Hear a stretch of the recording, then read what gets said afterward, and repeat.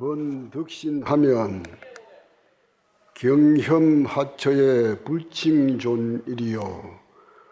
한 걸음을 더 내디딜 수 있고 몸을 뒤집을 수 있다면 어디거나 꺼리지 않으리니 어찌 존귀하다고 하지 않으리요. 송나라 때 석상초원선사가 말씀했습니다.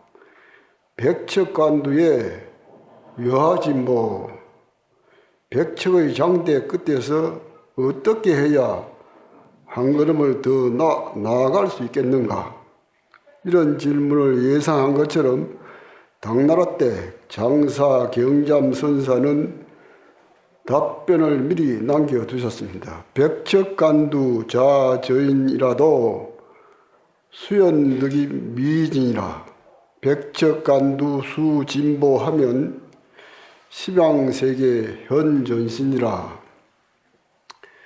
백척간두에 앉은 사람이라고 할지라도 아직 지는 얻지 못함이라. 참된 것을 얻지 못함이라. 백척간두에서 모름지게 한 걸음 더 나아가야만 시방세계에서 전신을 드러내리라.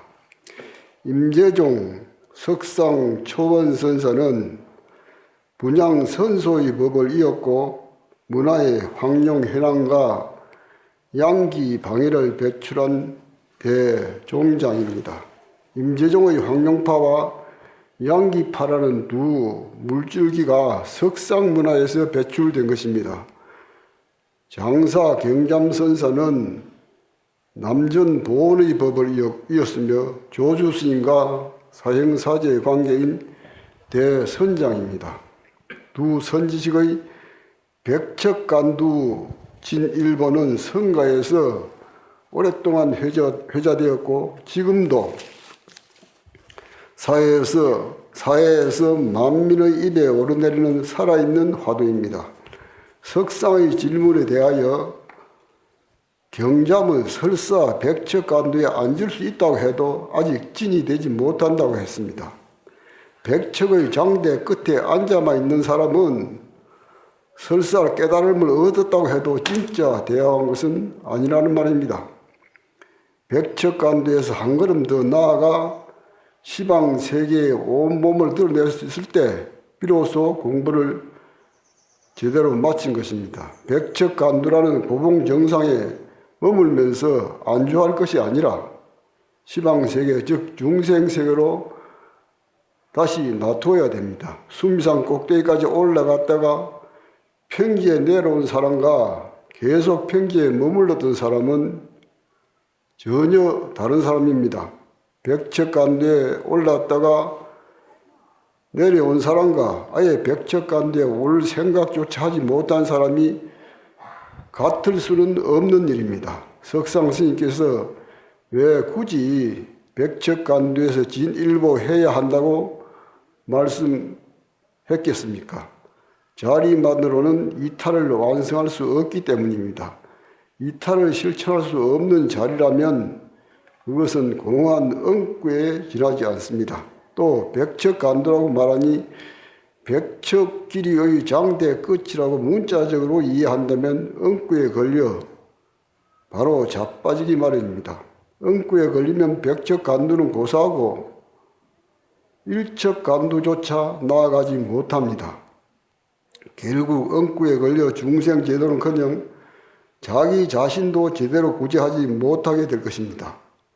어떤 암자에서 절 앞으로 흐르는 개울에 다리를 놓았습니다. 천신만고 끝에 어렵게 만든 다리인지라 이름을 어떻게 지을까 하고 잠시 선정에 들었습니다. 참선하는 선사답게 부도계라고 명명하고는 난간 입구 기둥에 검은 붓글씨로 또렷하게 새겼습니다.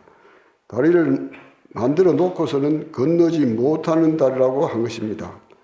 바닥 없는 배, 무저선, 구멍 없는 피리, 무공저 등 역설적 엉구는 선종 집안의 오래된 가풍입니다. 어느 날 어떤 납자가 암자를 찾아오다가 전에 못 보던 다리를 보게 되었습니다. 그런데 들어오려다가 부도교라고 써붙인 것을 보고 다리 앞에서 한참을 서성대고 있었습니다. 건너편에서 이를 지켜보던 선사가 물었습니다.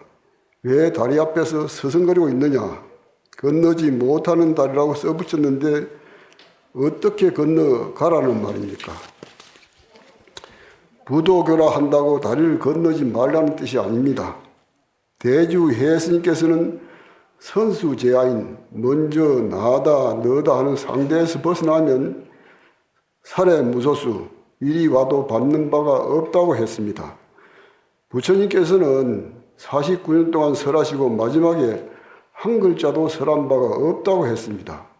부처님 분상에서는 종일 건너도 건너는 바가 없습니다. 엉구에 집착하는 것도 백척간두 진일보에 방해가 되지만 그 못지않게 몸에 집착하는 것도 백척간두 진일보의 커다란 장애가 됩니다. 선종 제4조 우바국다 조사께서 에게 누군가 찾아왔습니다. 몇 마디 나누어 보니 내 몸이라는 신견에 집착하는 이였습니다. 그는 자기를 제도해 달라고 요청했습니다. 제도를 바꾸자 한다면 나를 믿고서 반드시 나의 가르침을 따라야 한다. 이미 스님께 귀의하였으니 마땅히 분부대로 따르겠습니다.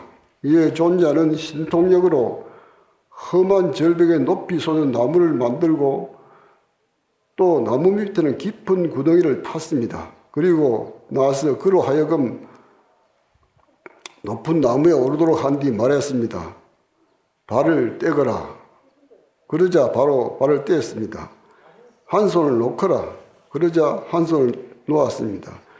나머지 한 손마저 놓거라. 이 한 손마저 놓으면 저는 절벽이 나무에서 떨어져 구덩이에 빠져 죽습니다. 아까 내 말을 따르겠다고 약속했는데 어찌하여 그 말을 어기려고 하는가. 조사의 호통에 할 수 없이 나머지 한 손마저 놓을 수밖에 없었습니다. 그 순간 몸에 대한 애착이 바로 끊어졌습니다. 신견이 없어지니 가파른 절벽도 높은 나무도 깊은 구덩이도 함께 눈앞에서 사라졌던 것입니다. 결제는 엉구도 버리고 내 몸도 버리고 오직 백척간두를 향해 나아가는 일입니다. 구순 안것 동안 열심히 정진해서 백척간두에 이르러야 해제하는 날 비로소 시방세계에 온 몸을 놔두기 위해 떠날 수 있기 때문입니다. 결제를 제대로 하지 못하면 백척간두가 아니라 일척간두조차 오를 수 없을 것입니다. 그렇게 되면 해전날 시방세계는 고사하고 일방세계조차 발을 내디딜 수 없을 것입니다. 장사 경자맥에 어떤 납자가 물었습니다. 어떻게 해야 백척간두에서 진일보하겠습니까? 선사가 대답했습니다. 낭주의 상과 풍주의 물이니라. 납자가 다시 물었습니다. 무슨 말인지 모르겠습니다. 화상께서 설명해 주십시오. 그러자 선사는 다시 말했습니다. 사야와 오가 황제의 덕화 속에 있느니라.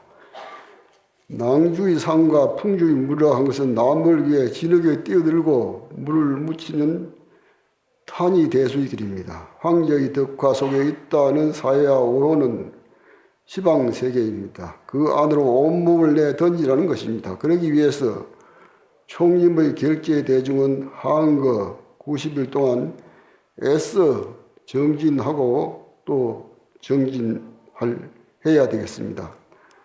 적적 본 고향이요 성성시아가로다. 고요하고 고요한 본 마음바탕은 나의 고향이요 성성이 깨어있는 삶은 나의 집이로다.